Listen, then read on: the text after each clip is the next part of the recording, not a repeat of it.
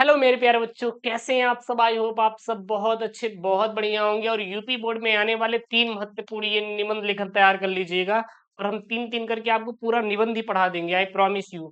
और हाँ, youth competition times आपके लिए पूरा बेटा किताब लेकर आया है। जी हाँ, पूरी किताब आपको मिल जाएगी। हिंदी की मिल जाएगी, फिर साइंस की मिल जाएगा, एसएसटी का मिल जाएगा। मतलब सभी इस विषय की आपको बेटा किताबें जो है यूपी बोर्ड की उपलब्ध करा दिया गया है हमारी तरफ से। कहाँ पर मिलेगा सर? फ्लिपकार्ट पे चले जाइएगा, अमेजोन पे चले जाइएगा, या वाईसीटी प्राइम बुक पर चले जाइएगा। जी हाँ, वाईसीटी प्राइम बुक पर चले जाइएगा, आपको मिल जाएगा पूरा का पूरा मैटर। ठीक है ना, तो कहीं ढूंढने की जरूरत नहीं है। और ये जो वीडियो है इंपॉर्टेंट है बेटा, क्योंकि इसमें हम आपको बताने वाले हैं सबसे इंपॉर्टेंट वाले 3 निबंध लेखन के बारे में। 3-3 करके पढ़ाने वाले हैं, ठीक है ना। और आप इन निबंध लेखन को तैयार कर लीजिएगा। कोई डाउट होगा तो प्लीज कमेंट बॉक्स मेंशन कर देना, सर हमें यहाँ पे डाउट है, दिक्कत है, प्रॉब्लम है, ताकि हम उन प्रॉब्लम को बेटा क्या कर पाए, दूर कर पाए, है कि नहीं। तो आपको बिल्कुल भी चिंता नहीं करना है, परेशान नहीं होना है।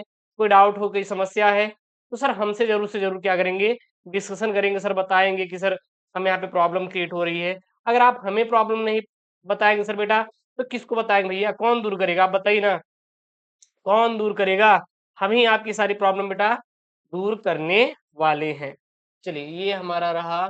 ओके, ये हिंदी हमारी शान प्रथम फर्स्ट ना, ये हो गया। ओके चलिए, ये हमारा है, ठीक है ना। इसको हम लोग फर्स्ट डालेंगे। क्या डालेंगे बेटा? फर्स्ट निबंध लेखन डालने वाले हैं। हमारे निबंध लेखन क्या, ध्यान देना, हिंदी हमारी शान है 2026 के एफए पेपर कोड में आया हुआ है। मोस्ट इंपॉर्टेंट वाले क्या हैं निबंध लेखन, मैं आपको बताने वाला हूं, तो आप इनको समझिएगा। समझकर अपने से लिखना है, ठीक है ना। चीजों को रटना नहीं है बेटा, समझकर अपने से चीजों को लिखना है। ये बात आप ध्यान दीजिएगा। चलिएगा, हमारा निबंध लेखन किस पे था? तो हमारा निबंध लेखन जो था हिंदी हमारी शान पे था। तो हम लोग करते हैं, तो क्या लिखेंगे? हिंदी दिवस भारत में हर वर्ष 14 सितंबर को मनाया जाता है। 14 सितंबर को क्या मनाया जाता है? ध्यान देना बेटा, हिंदी दिवस मनाया जाता है।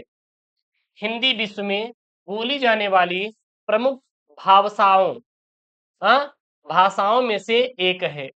विश्व की प्राचीन समृद्धि और सरल भाषा होने के साथ साथ हिंदी हमारी राष्ट्रभाषा भी है। मतलब जो हमारा हिंदी है, यह विश्व की प्राचीन भाषा है, बहुत पुरानी भाषा, समृद्ध है। इसमें सारे चीजों का क्या है, वर्णन है। मतलब आप कहीं पर चले जाइएगा, सभी को हिंदी कहीं ना कहीं आती ही है। यह दुनिया भर में हमें सम्मान भी दिलाती है। यह मात्र है हमारे सम्मान, स्वाभिमान और गर्व की। हिंदी ने हमें विश्व में नई पहचान दिलाई है। हम आपको बता दें कि हिंदी भाषा विश्व में सबसे ज्यादा बोली जाने वाली तीसरी भाषा है। मतलब विश्व में सबसे ज्यादा बोली जाने वाली तीसरी भाषा क्या है? हिंदी है। और क्या है? इंग्लिश सबसे प्रथम पे आती है। हिंदी हमारी क्या है? शान है। हिंदी हमारे हिंदुस्तान की पहचान है।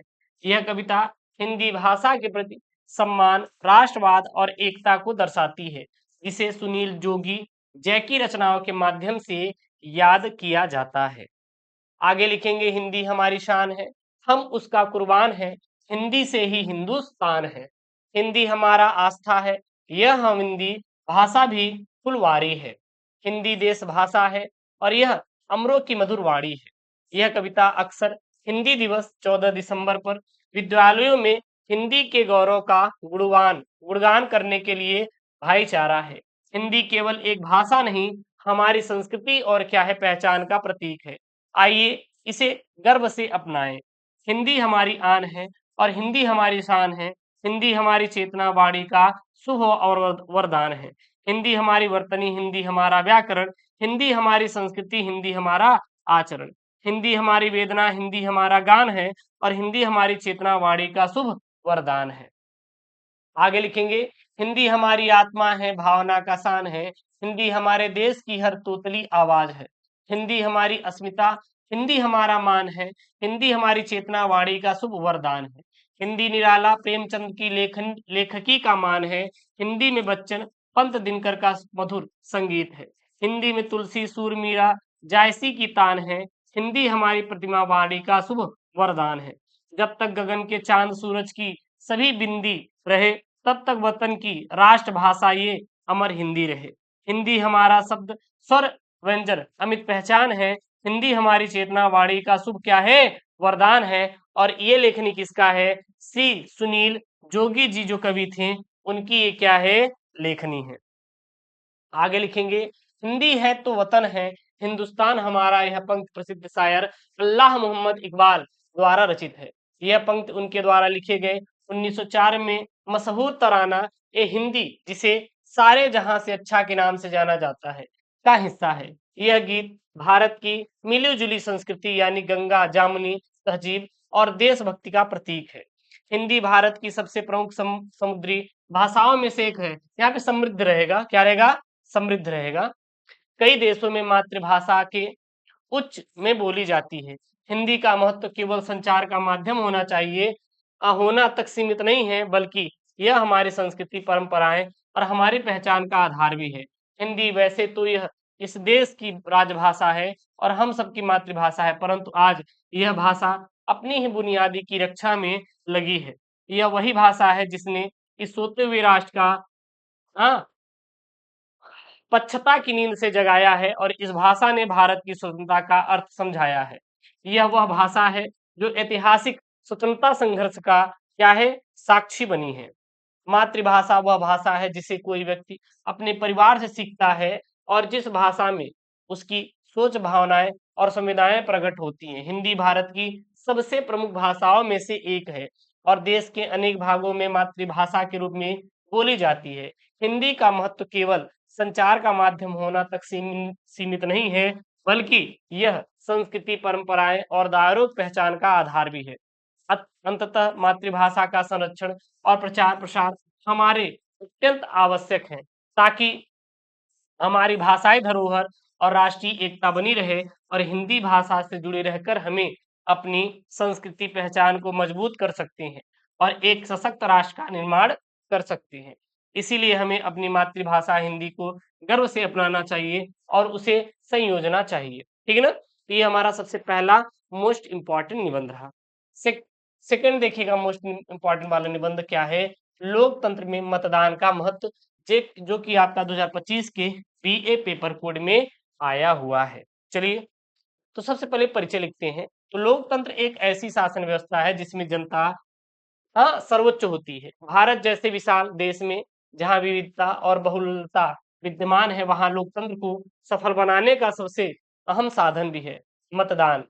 संविधान प्रत्येक नागरिक को यह अधिकार देता है कि वह स्वतंत्र रूप से अपने मताधिकार का प्रयोग करे।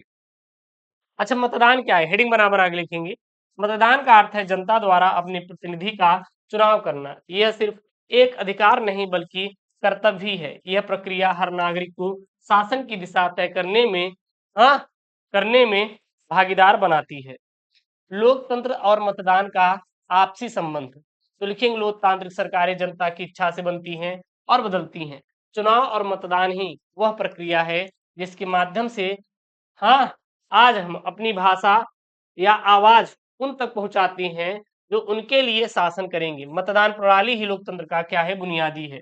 मतदान के विशेष लाभ क्या क्या है, जनता की भागीदारी। सबसे पहला क्या है, जनता की भागीदारी, यानी मतदान से आम नागरिक सीधे तौर पर शासन में शामिल होता है और देश के विकास की दिशा तय करता है। सामाजिक समानता, यानी मतदान हमें जाति, धर्म, लिंग, भाषा आदि के भेदभाव के बिना सभी को एक जैसा अधिकार दिलाता है। राजा और रंग दोनों का वोट क्या है, बराबर है। जवाबदेह सरकार, यानी जनता अब सही प्रतिनिधि चुनती है तो सरकारें जवाबदेह और जिम्मेदार बनती हैं। जनता के प्रश्नों और समस्याओं की अनदेखी करने वाली सरकार बाहर हो सकती है। आगे लिखेंगे, भ्रष्टाचार पर नियंत्रण, यानी कि जागरूक मतदान से ईमानदार नेता चुने जा सकते हैं जो समाज के हित में कार्य करें और भ्रष्टाचार पर अंकुश लगाएं। नीतियों के निर्माण में भागीदारी, यानी मतदान जो होता है नागरिक मत अधिकार के जरिए देश प्रदेश के लिए नीतियों के निर्माण में अप्रत्यक्ष रूप से अहम भूमिका निभाती है। अगला पॉइंट में लिखेंगे, मतदान न कटने का दुष्परिणाम, सॉरी कटने नहीं, करने का। कई बार लोग यह सोचकर मतदान नहीं करते कि एक वोट से क्या होगा, लेकिन लोकतंत्र में प्रत्येक वोट की अहमियत होती है और कम मतदान प्रतिशत होने पर अयोग्य व्यक्ति कर आ सकते हैं, जिससे समाज और देश का भविष्य खतरे में पड़ सकता है और इससे लोकतंत्र कमजोर पड़ता है।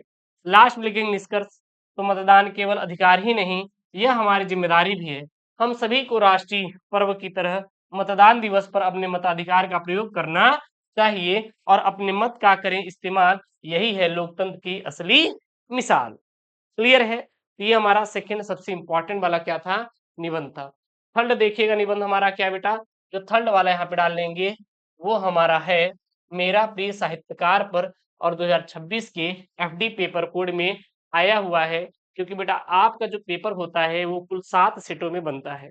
यूपी बोर्ड का कुल कितना होता है, 7 सेट में पेपर बनते हैं। तो सबसे पहले लिखेंगे बेटा प्रस्तावना। प्रस्तावना में क्या आप लिखेंगे, किसी भी साहित्यकार का जो भी आप याद करते हैं उनका यहाँ पे बारे में लिखना रहेगा बस। तो मैं यह नहीं कहता कि मैंने बहुत अधिक अध्ययन किया है, तथापि भक्तिकालीन कवियों में कबीर, सूर और तुलसी तथा आधुनिक कवियों में प्रसाद पंत और महादेवी के काव्यों का अध्ययन अवश्य किया है। इन कवियों का अध्ययन करते समय तुलसी काव्य की अलौकिकता के कारण मेरा मस्तक उनके सामने सदैव नत होता रहा है। आगे लिखेंगे जन्म की परिस्थितियां, यानी तुलसीदास का जन्म 1535 ईस्वी में बांदा जिले के राजापुर गांव में हुआ था।